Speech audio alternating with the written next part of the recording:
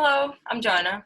And I'm Mariana, and we were invited by Post Carbon Collective to talk about harm reduction. We believe that people should have the right to make informed decisions on their drug use, and harm reduction exists to spread knowledge on how to do it in the safest way. I've personally been involved with Psycare previously, but since moving back to Lisbon, I have been working with Kosmicare. And I'm currently working with Kosmicare on our permanent drop-in in Lisbon. This is a space where we have drug checking. It's a place where you can come and have your drugs tested to know what's in them and also to quantify them. And this is completely anonymous and for free, so it's safe for you to come. And we're open on Tuesdays and Wednesdays, and you can just drop by and have your drugs tested. We also have a private space for appointments, so if you went through some challenging experience with substances and you need to talk about it and integrate the experience, you can come and have a private appointment. And we're also developing a library with resources on drugs and psychedelic culture. So if you want to read some specific book or just find out more about some substance, you can just drop by and talk to us. And today we're going to give you some harm reduction tips for raves in a special What's in my bag?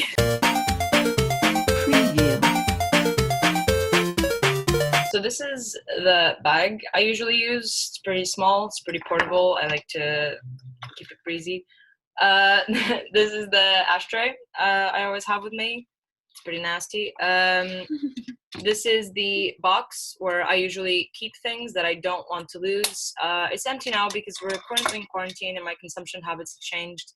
It is also expected that drug markets may change because of closed borders and shifting of supply chains, which is a good reason to test your drugs. I like to keep things like separated. So here I have receipt paper. That's a very important harm reduction tip. Stop using notes. Receipt paper is everywhere. I guarantee your friend has a receipt somewhere. This, you can, if you come to Kosmicare, you can also get these, which are sniffing tubes that come with instructions. Can't get easier than that. Yeah, and you get them in a small block. So the idea is that you don't share it with other people. So you have your own, and you also have more to give to your friends. Yeah. I also keep like a random card that I don't use for anything else. Maybe don't use your ID. Maybe don't use your driver's license. There's like random cards that you can get somewhere that can be used just for this purpose. I also have, because it's important to clean your nose at night, I also have this saline solution. I have saline solution. At Kosmicare, you can get these as well. You can get distilled water, which I also have. It's there. So these are the ones that you can get at Kosmicare. These I bought at a pharmacy. They're single use. I prefer to use saline solution, so I feel like it's gentler on your nose. Is there like an actual difference between these two? Yeah, but it's basically what you said, it's gentler on your nose. Yeah. But if you don't have anything else, the distilled water will be fine and better than waking up with your clogged nose. So saline solution is better. If you don't have it, just anything, basically. And then comes the main bag with all the stuff coming out of it. I have tobacco, my wallet, which is try not to lose your stuff, filters, and I have king-size papers, which don't include paper filters because I have stopped using them. It's also a very good harm reduction tip if your friends smoke a lot of spliffs like mine do, like I do. Maybe try to ease off the paper roaches because there's not really like a reason for them. It's not making you more high to use a paper roach. Cotton isn't going to filter THC. It's just going to filter the bad stuff in the tobacco that you actually don't want to be smoking. So these are good. I always use long ones as well because it doesn't get sappy at the end, you know. Gum as well. Yeah. Important tip. You know, if you like stimulants, you can sometimes get like a gurneying because you get like constriction of your muscles. So you don't grind your teeth because sometimes it'll be happening and you can't even tell that it's happening. Just always have gum. It's good for you. It's good for your friends. Try to get sugar-free. as well. Grinder for reasons. Also another box for things that I don't want to lose, that I want to keep separate from the other things. And small papers. Oh, and I have a little thing to carry half-smoked joints in, basically. Oh, and the last thing hanging off my bag is earplugs. I bought these off Amazon maybe like a year and a half ago. I use them almost every party I go to. They're really nice. They come with a string, so you can keep them like around your neck, so you don't lose them throughout the party. They're really nice. They fit into your ear. You can't really tell they're there. It just keeps your eardrums from getting really damaged, and you don't get like that ringing noise at the end of the night. Or chronic tinnitus. Basically. As we usually go out together, our bags are kind of complementary. Like I usually have like more of the party stuff. I have like the receipt paper and the cards, and she'll have like more of the harm reduction stuff. So what's in your bag? Yeah. So I always carry a backpack because I have a lot of shit with me all the time. Yeah, basically water, essential water. I'm always super thirsty, and people around you are always super thirsty as well, so it's a nice idea to have one. Paper tissues. I cannot stress how important it is to have paper tissues, because the venue is never gonna have toilet paper. Maybe you are super allergic like me, and it's just useful. Hands sterilizer. I was actually using them before COVID-19. I was already the true OG. It's useful for a lot of reasons. If you need to disinfect, the venue doesn't have soap. Yeah, exactly. If you need to change your menstrual cup in the middle of the night and it's super nasty everywhere, but thank God you have this. Yeah, it's true. I always keep a lot of snacks with me. Most people say they're not hungry during the night, but I don't know, I'm always super hungry.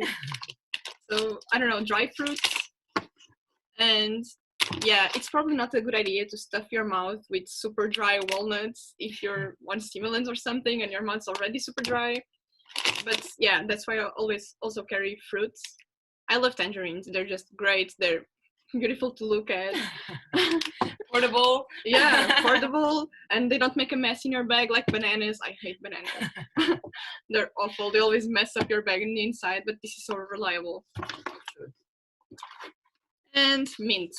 So, mints is the best invention ever for cotton mouths. I don't know if you ever heard this tip, but if you know that cotton mouth, it's like super dry, you drink so much water, it just keeps being super dry and you're dying, it's like cardboard. Yeah, maybe you keep smoking, so it keeps drying out your mouth. Yeah, and it also helps a bit with this muscle tension thing, and if you're not so big into gum, this is good. I like these very strong ones. They're like fisherman's friends. Some people don't like them. It's controversial. But usually I carry two types, like super strong ones for me and softer ones for babies. Yeah. And chapstick. Yeah. Another useful thing is earplugs, just as she mentioned. I got mine at a pharmacy here in Portugal, but it's actually a well-known brand, and they are supposed to filter the louder frequencies but not disturb the sounds. They were like under 15 euros, so I think it's a great investment. Definitely. It's like a long-term investment in your eardrums. You don't want to be not being able to listen to music when you're 40, like. Yeah, and even like sometimes I just wear one for stupid reasons, like if I just have one and I lost the other, or if I'm talking to someone and I really notice the difference, even after 1 hour in the dance floor, just with one earplug. For sure, like once you start using earplugs, like it makes such a big difference that like I will like be mad at myself if I go to a party and I don't have them with me, because it's like, oh God, now I'm gonna have to deal with this at the end of the night. Like, yeah, it's so true. And I also keep Gatorades. Yeah, actually this is electrolyte solution. It's what people use when they're doing sports. It's basically water and sugar, and also all these mineral salts. And this is great if you're doing a lot of exercise, so you can replenish all the water and minerals you're losing. But the reason I keep this in raves is because when you take MDMA, there's a super serious risk that is a hyponatremic shock. This happens because MDMA messes with the way you pee, and you're basically retaining water. This is also why you cannot pee, and some people try about this. It's a known thing that we've talked about with a lot of our friends, that sometimes when you do drugs, you have to, like, it's kind of hard time peeing. You can't really tell which cap to open. And that can be due to some drugs, and because you're retaining water, you maybe don't want to be over drinking water. So this is a good option to kind of like replenish your levels and like make sure you don't drink too much at one time. Yeah, actually, some people have died of this, like being on MDMA in like a super hot venue and drinking so much water that basically their blood gets diluted because MDMA messes with the way you pee. And this is enough to kill you, actually. We're not saying that you should not drink water, but around 1 glass per hour if you're in a super hot place. So you don't want to be chugging water. But yeah, I have allergies, so I'm chugging water all the time. So just to ease my mind a bit and not be paranoid about how much water I'm drinking, Gatorade is your best friend. Yeah, it's also good because apparently recently there's been a trend in Europe where MDMA pills have been becoming higher and higher in dosage, and maybe if people don't know, like I've heard of friends that like I've just started taking drugs and they will do like a whole pill at once, because like that's like a regular thing that people do apparently. And I always find that really scary because like I've seen data of pill checked at Kosmicare, and I've seen pills with dosages upper of 250. Like, is that a really high dose or? Yeah, it's ridiculous. Like, some pills nowadays don't come in uni dosages. Like, we find ourselves breaking pills in 4, and like 1/4 of a pill is 1 dose for 1 person. It's ridiculous. We're not used to this, and this is the reason why it's very important to check your pills to know the strength they have, because this has also been linked to a lot of overdoses in the world recently because they are getting higher and higher. And I don't know if you know, but there's a way of calculating the dosage for according to your body weight. Yeah, basically, people advise around like 1 to 1.5 times your weight. So if my weight is 50 kilograms, my dosage would be around milligrams. And of course, this is super different. Like if I weigh 50 kilograms and I'm a woman, because MDMA affects women in a different way, or if I'm a man and I weigh 80 kilograms. And if you are taking the same amount in pills, this can... Yeah, you're probably not going to have like the exact same trip because the dosage is different. For most drugs, it's like that. There's always a formula that like kind of includes the weight of the person and the way that's going to affect what's gonna happen to them if they take the drug. MDMA also has another very interesting mechanic when it comes to the dosage, which is if you exceed what is your like ceiling dosage, basically there's like a max of effects of MDMA that you can feel. If you take MDMA beyond that, it's not going to be giving you that good magic and pathogenic feeling. It's like you did a line of speed, you know, and like speed is cheaper. So if you want to do speed, just do speed, you know. There's no point taking more MDMA beyond because it's going to be doing the exact same thing and being more expensive, which nobody wants. Yeah, and for pseudoscientists out there, basically what happens is that after some point, MDMA saturates all the serotonin receptors. And serotonin is the main molecule responsible for all the MDMA effects people are looking for, like empathy, feeling connected with the world, and energy, and that good feeling overall. And over a certain amount in your body, it goes to dopamine receptors where speed acts. So it's just stimulating you more without feeling more of this empathy and all these loving feelings. Yeah. So, but on the other side, on the next day and the days after that, you're going to have like bigger hangover because you took a big dosage of MDMA. and this is just not worth it. Yeah, you're just going to be, you would just be increasing the risks rather than without actually increasing the pleasure that comes with it. So that kind of becomes, I feel like that's kind of the balance that harm reduction kind of exists on, is like on one side you have the risks, on the other side you have the pros or the upsides, and the idea is to always increase the upsides as much as possible while reducing the damage as much as possible.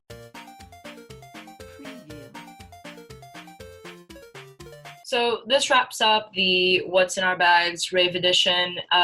We also wanted to talk about the actual involvement that Kosmicare has at parties and what we do, what we don't do.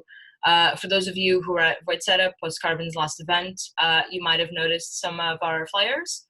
We left some of them around. We also left the sniffing materials, which is the little tubes, the blocks, and the distilled waters.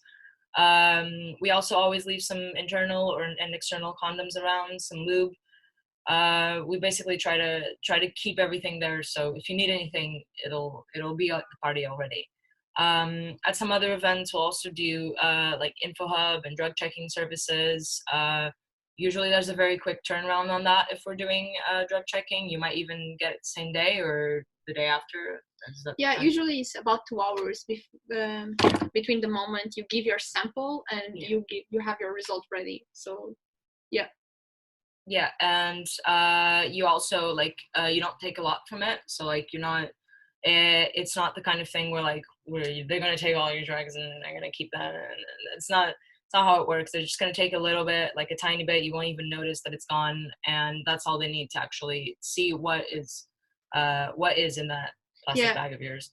Yeah, we need about 15 milligrams. 15 milligrams is like the tip of a nail. It's almost anything, and it's enough to check what's really is on your baggie and to quantify it. So yeah. I also wanted to make it clear, because this is as I usually volunteer at the info hub, like I've had this question a couple of times, and I wanted to like be sure that everybody knows that we are not cops. Okay, we're not here to catch you, you know, like it's anonymous, it's free, no one's gonna ask you your name, no one's gonna ask you where you got it. Like everything that Kosmicare does, even drug checking, is protected under law. So like the police have nothing to do with this. We're not trying to catch you. Like, do not worry. And it's legal. Yeah, it's completely legal. There's no problems with that. So that's not a thing that you should ever worry about. If you want to like come check your pill with us, be like, oh, maybe. They're like, no, we're not. We're there to help you. We're not there to punish you. Yeah. Okay, hope you enjoyed it. And if you have any further questions, or if you want to know more about Kosmicare or drug checking, the Instagram handle for Kosmicare is @acosmicare. If you're looking for that, you're always going to find links to all information there, where we are, how to find us. So let us know if you have any other questions. Yeah, bye.